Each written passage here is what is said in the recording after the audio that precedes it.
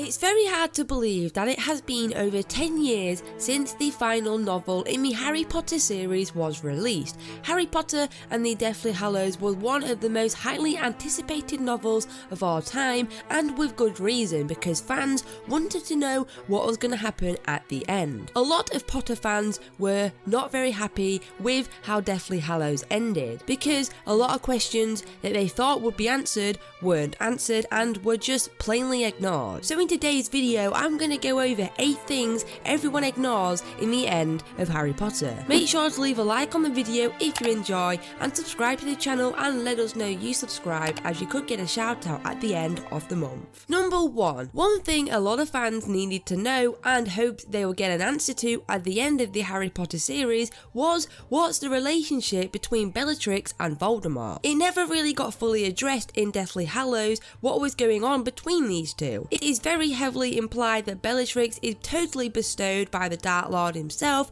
but it's quite unclear whether he feels her affections. It has been said that Voldemort is incapable of feeling love after all, but is he really? Fans just can't seem to let go of the fact that Bellatrix is totally head over heels for Voldemort, but their questions never really got answered and was somewhat ignored, sadly.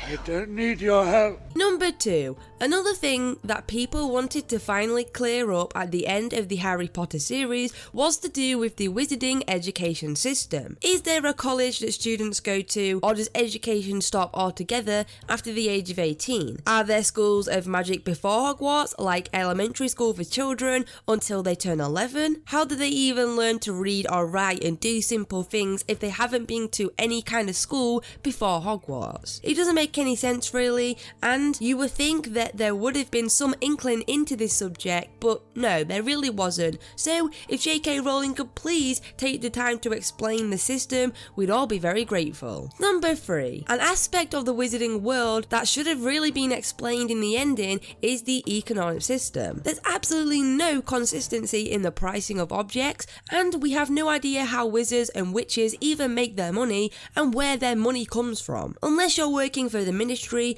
or you are a shopkeeper, what exactly do you do to earn your cash? Also, why does money even exist in a world with magic? A lot of people are totally confused by this, me included. Number 4. Let's just take a second to think about the fact that Harry Potter wears glasses all the way until the end of the series. Now, it's all good and well if he was a muggle, that is, but he's a wizard and somehow needs to wear glasses to see still. Is there really no kind of spell to get your vision back, or at least make it better than what it is? It is extremely annoying that an easy fix is not addressed with magic. When have any of our plans ever actually worked? We plan, we get there, all hell breaks loose. Number 5. During Harry Potter and the Chamber of Secrets, we first encounter Fawkes, who is Dumbledore's trusty phoenix.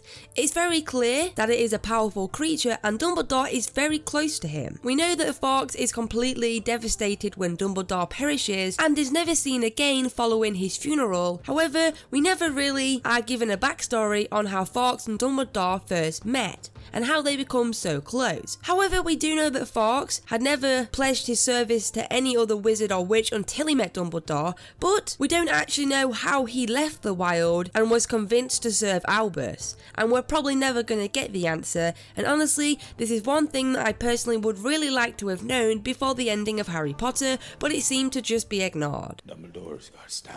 Number 6. Let's get one thing straight. We know that there are witches and wizards from different countries, and we know that they have communication with each other because in the Triwizard Tournament we see witches and wizards from Bulgaria and France. So why in the Deathly Hallows do the British magical community fight alone against Voldemort and all of his supporters? Surely they should have been able to call upon their friends from different countries to come and help them. Whatever the case may be, it seems a bit hard for the rest of the wizarding community to just leave the UK to defeat the Dark Lord on their own.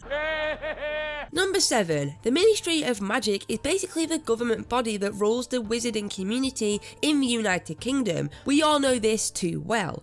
However, we don't know how the minister is actually chosen and if it's just random or if there's some kind of vote that goes on to choose who will be in charge, etc. Number 8, and last we have Dumbledore's logic. Despite Dumbledore being apparently the most talented wizard of all time and the smartest, he sure is pretty stupid at times. For example, take the time in the Order of the Phoenix when he decided to ignore Harry, the boy who just witnessed Voldemort's return and clearly needed support. Dumbledore really should have listened to Harry, especially because he's apparently the smartest wizard of all time, and he should have known that Harry was telling the truth and he was right. As well as this, there's so many suspicious things that happen at Hogwarts, but it seems as though the kids solve the mysteries before Dumbledore himself, the powerful almighty wizard, even figures anything out. What gives Dumbledore? Well, there we have it guys, 8 things that were ignored in the ending of Harry Potter. Make sure to leave a like on the video if you enjoyed